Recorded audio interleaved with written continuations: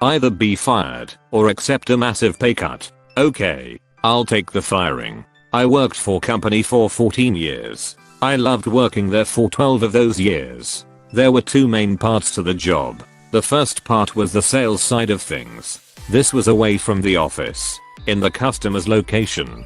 This involved quite a bit of driving, and on a couple of occasions flying abroad, to work face to face with the customers, to deliver a high quality product. We weren't the cheapest, but we were the superior product, and I was the best employee when it came to delivering the product. I consistently got rave reviews from customers for my personal style when it came to delivering the product and executing the customer's vision. I got a huge amount of repeat business, and I got a lot of new business through word of mouth with customers recommending the company based on their experiences with me. The second part was the office side. This was my weaker side. I hated cold calling potential customers with numbers I found in the phone book. When it came to answering the phone and speaking to potential customers who initiated contact with us, I was fine. But I wasn't great at making the calls. This was my only real not great part of my job. So, in the office I wasn't asked to make any calls. Instead I prepared product, designed new product, trained new staff members. Ended up being one of the biggest parts of my job. I was also the problem solver, helping out whenever and wherever. Father-in-lawing in for sick employees whenever I could. I liked the owner, and I liked the manager. I liked all the staff who were around me. All in all, it was a great job that I was really good at and took pride in. The company had been doing so well that the owner had slowly expanded over the 12 years since I started working for company. I had joined about 3 months after he started, so I'd been a part of this expansion. I worked out of my nearest office, but often traveled to other areas to train their staff. I was loaned out as it were to other companies to help train their staff. At one point I was a guest lecturer at a university teaching medical students how to deliver complicated explanations to people who don't have the base knowledge that you yourself do. After 12 years I was on a decent salary, not massive, but I was happy. Then the owner decided to sell off part of the company. He was selling the area where my local office was. He told me he would love for me to remain as his employee, but I would need to work from a different office. This was either require me to move, or to quadruple at a minimum my daily commute. The other option was to remain working from my current office, but with a new boss. I chose the second option. Before the new owner bought the company, she worked alongside the staff for a couple of weeks to see how we operated. This was before any of us knew she was about to buy the company. As far as we knew, she was just another employee, and she was shadowing us to learn. She came with me on assignments in the field and saw my brother-in-law at his. When the sale was announced and we were informed that she was the new owner, everyone was very surprised. She made some sweeping staffing changes. The manager left to start her own business. Since the new owner was also going to be the manager, a lot of staff were let go. The secretary, myself and a couple of newer hires were kept on. The new hires were on the lowest wages, not salaries. Anyone who had got to a decent level was let go. Since almost everyone was on a 0 hours contract, she was able to do this. Whilst technically it was a new company for the customers, it was the same old business. The company still had the same trading name. The only real difference was that there was a new owner and the registered business name was now different. As far as the customers were concerned, nothing had changed. My job for the first few months after the sale was to train up the remaining staff to replace the more experienced staff members who had been let go. I recommended a couple of new hires who I had experience working with in the past. I was open and honest with the owner and let her know that one of them was a close friend and one of them was my girlfriend. Both were more than qualified for the work and both were happy to join. My friend had recently come back to the country after a year of traveling, whilst my girlfriend could only work during school holidays, worked in a school. The owner gave them both interviews, then hired them. Since we needed the staff, over the next 2 years business started to fall.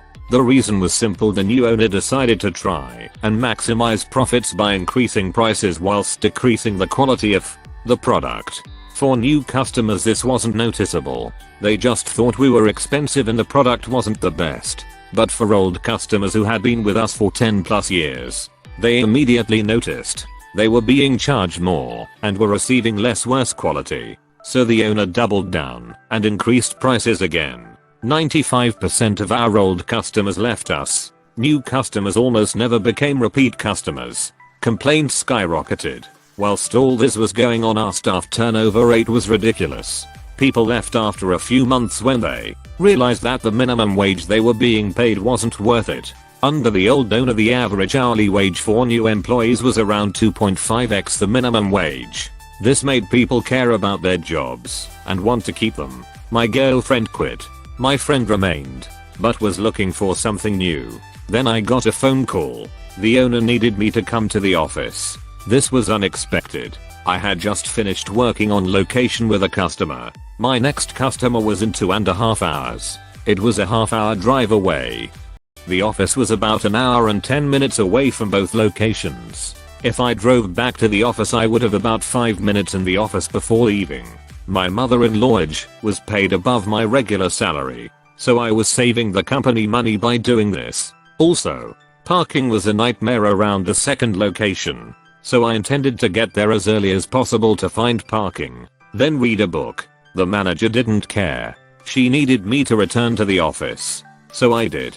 I arrived back to be handed a letter by the owner. It was informing me of a disciplinary meeting to take place in a couple of days' time. I could bring a witness along if I so desired. This knocked me for 6. I was the best employee. I read through her list of complaints about my performance and started working on my defense. At the meeting, I declined to have a witness. Instead, I decided to record the audio of the entire meeting on my phone without informing her. Where all of this is legal, and I didn't need consent.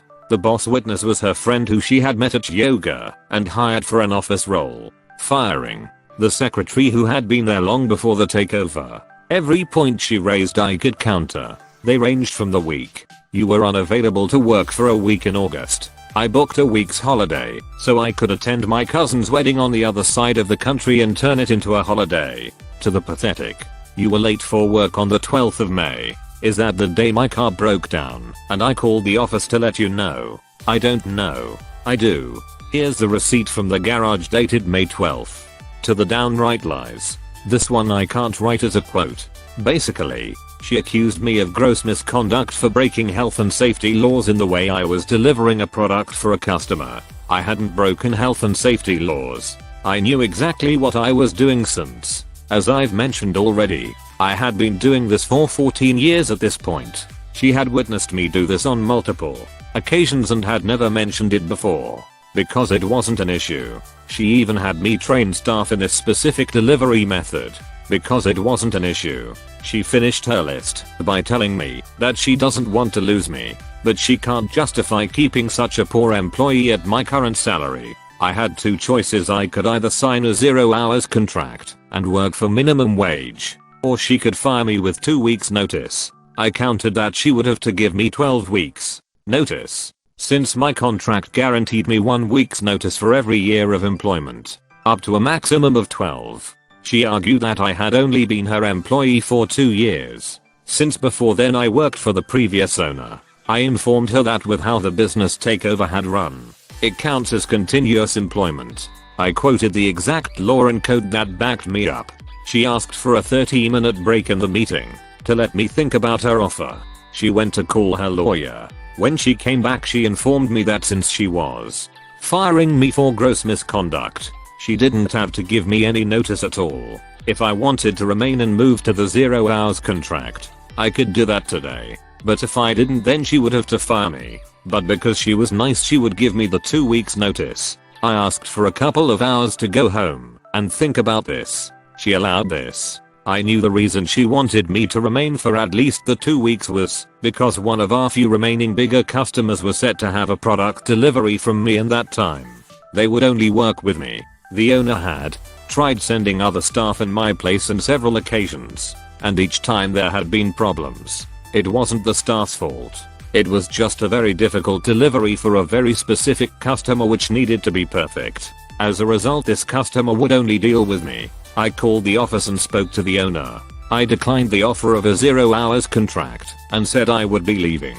She then said she was giving me my 2 weeks notice. I declined her offer of 2 weeks notice. I informed her that if I was being fired for gross misconduct, then surely I cannot be relied upon to safely deliver the product. Therefore it would be best for everyone involved if I didn't return to work.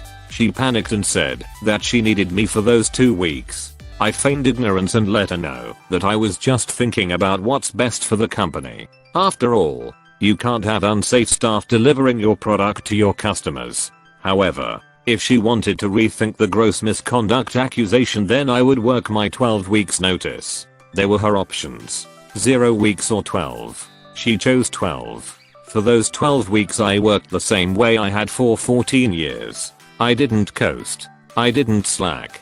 I didn't badmouth the company on my way out. I continued to train new staff.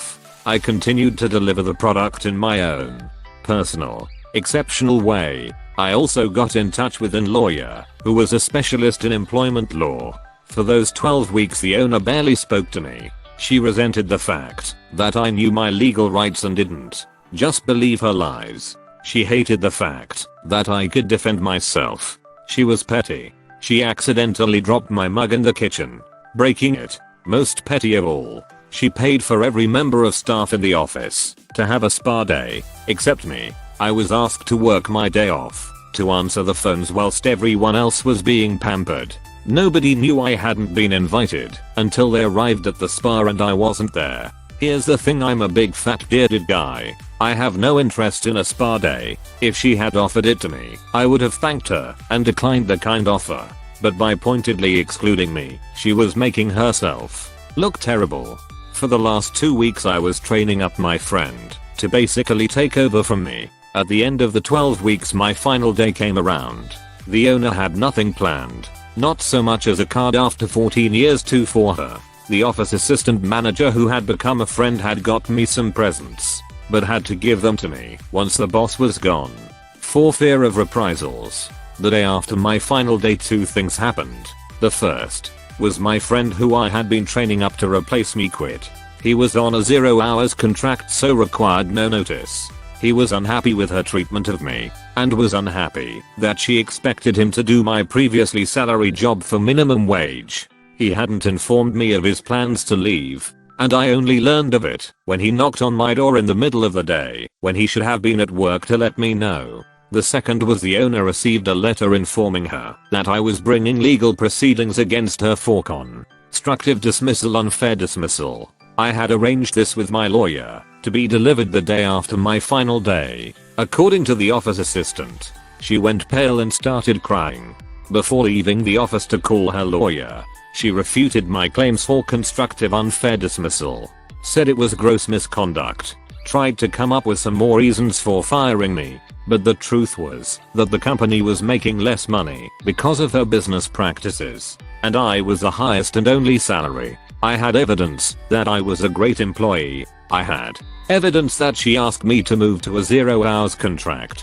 She initially tried to deny this, since the gross misconduct fabrication makes no sense if she wanted me to stay. But once my lawyer provided hers with a transcript of the entire meeting along with a copy of the recording, she knew she was ducked. Still, she let the case drag on for over a year. I think she hoped that the legal fees would lead to me dropping the case. Little did she know my lawyer was working on a no-win no-fee basis, whilst hers wasn't. She ended up settling out of court. The aftermath. The office assistant who had become a friend quit a couple of months after I left. She hated how I was treated and didn't feel safe working for such an untrustworthy boss. Several former customers contacted me personally to inquire why I was no longer with the company. Apparently the owner was telling them that I just quit. I informed them that I had been fired for cost-cutting reasons. They moved their business elsewhere. Several offered me jobs. One went so far as to offer me a part-time job and to pay for me to attend college to earn a degree required for them to hire me full-time. This was a lovely offer, but they were one of the customers who were a bit too far away to commute, and I wasn't ready to move. In the end I found a new job in a different industry where a lot of my skills transferred over. Currently earning more than I was, working less hours, and for better owners. The business is floundering. Covered left the new owner desperate for cash. She cancelled orders, but refused to refund customers' money, citing an act of God clause in the contracts. The business Facebook and Google reviews have tanked. Most staff left, the business is still afloat, but barely. Too long didn't read, owner fired me as a cost cutting measure. I sued and they ended up settling out of court, whilst the person they planned to replace me with quit. Thanks for watching. Consider subscribing for more videos. Stay with Reddit is awesome.